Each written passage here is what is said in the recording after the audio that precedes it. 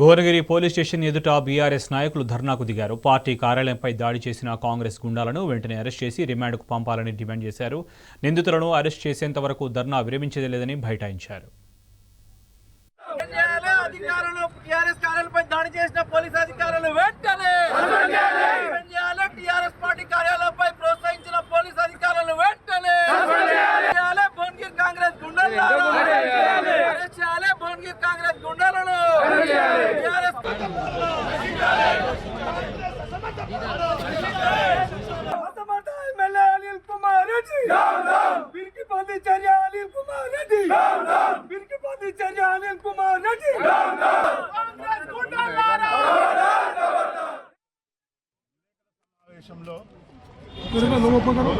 అధికార పార్టీ చేస్తున్న తప్పిదాలను ఎత్తిపోస్తూ మాయమాటలు చెప్పి గద్దెనెక్కి ఈరోజు ప్రజల్ని మోసం చేస్తున్నారు. ఆ రోజు మీరిచ్చిన మాట ప్రకారం ఉండాలి, రైతు భరోసా ఇస్తాను, ఇంతవరకు ఇవ్వలేదు.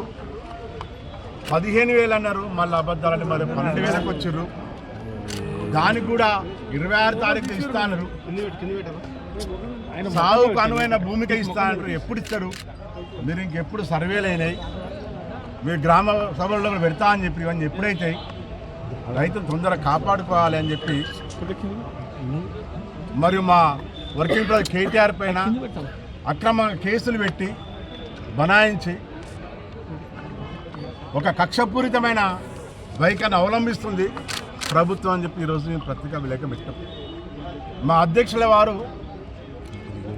ముఖ్యమంత్రి గారిని పరిపాలన బాలేదు, రండగా ఉంది అన్నాడు.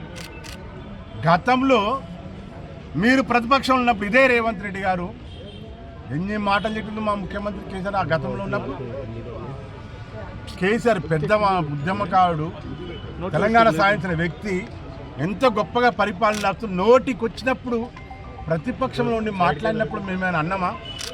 ఎట్లా మాట్లాడావు?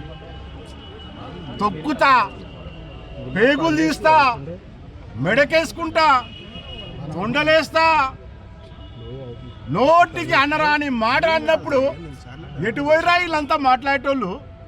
ముఖ్యమంత్రి ఏదో మంచోడైనట్టు, బాగా పరిపాలన ప్రజాపాలన నడుస్తున్నట్టు, ఏదో గొప్పగా హారతులు పడుతున్నట్టు మా ముఖ్యమంత్రి అంటే ఈరోజు దారి చేస్తారా?